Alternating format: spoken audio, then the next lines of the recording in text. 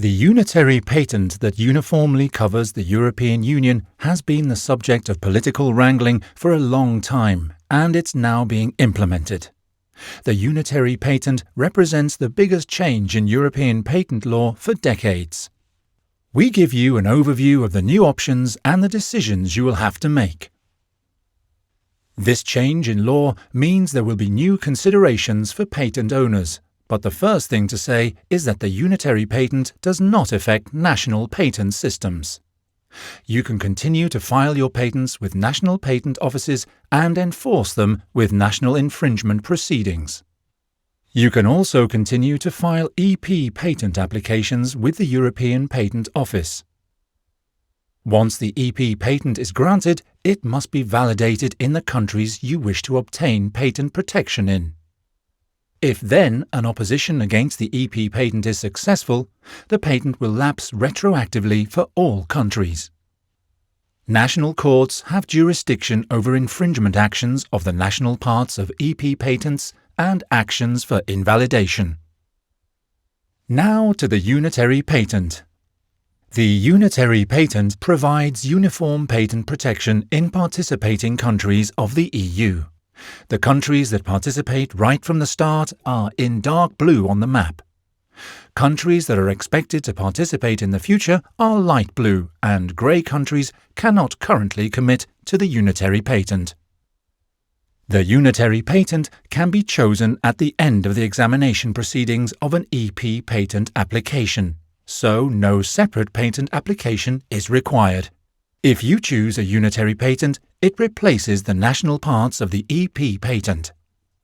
You can think of a unitary patent as a single validation in all unitary patent countries. For patent protection in other countries, the EP patent must be validated as before separately in each country, for example in Spain, Great Britain, or Norway. If an opposition against the EP patent is successful, both the unitary patent and all national validations will be revoked retroactively. The Unified Patent Court, UPC, will soon start operating and will be responsible for the dark blue countries and the light blue should they join the system as expected. With an infringement action at the UPC, unitary patents can be enforced with a single procedure for all countries, where the unitary patent is valid. The UPC will also have jurisdiction for nullity actions against unitary patents, where the underlying EP patent has been validated in countries for which the UPC holds no jurisdiction. The validations remain unaffected by the nullity judgment.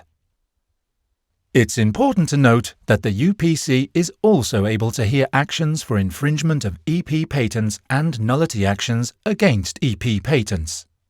This applies not only to EP patents granted in the future, but also to EP patents already granted, i.e., the old portfolio.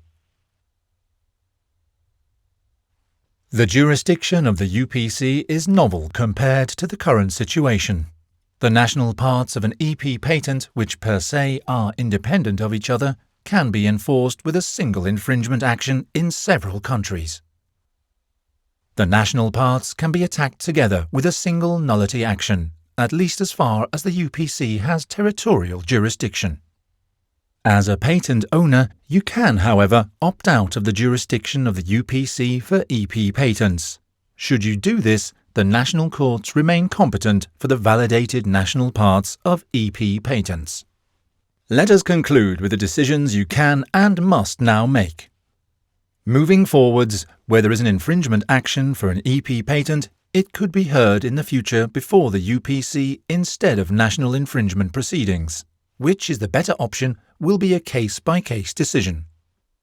A fundamental strategic consideration is whether to choose the unitary patent for EP patents granted in the future, flanked by validations in those countries that cannot be covered by the unitary patent.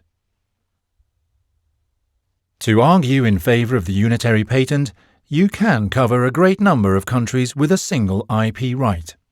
There are also lower costs and a lower administrative effort compared to a bundle of many national validations. On the other hand, a unitary patent can be eliminated with a single nullity action for all countries in which it is valid. Further, the unitary patent has higher costs compared to a bundle of a few national validations. For comparison, the annual fee for a unitary patent is roughly equivalent to the annual fees of 4 validated national parts of an EP patent. As mentioned earlier, there is also the option to opt out. This is the one aspect where taking no action is tantamount to making a decision. In the event you do not declare an opt-out for your portfolio of existing EP patents, the UPC will automatically have jurisdiction over those patents or nationally validated parts. A competitor can then file a central nullity action.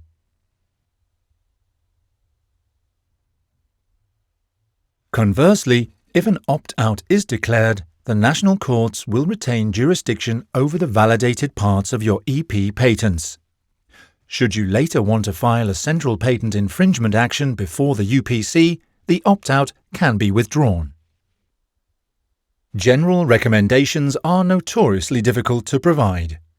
Each patent owner will have different strategic and operational priorities that should be taken into account on a case-by-case basis. How many markets important to you are covered by the unitary patent? In how many countries would you need to validate nationally in addition to the unitary patent? Is there a risk of a central nullity action by a competitor against one of your EP patents? Can national infringement proceedings be effectively conducted in the relevant countries? Or does an action before the Unified Patent Court promise more clout? Our team of expert attorneys will be happy to advise you based on your unique circumstances and answer any questions you may have.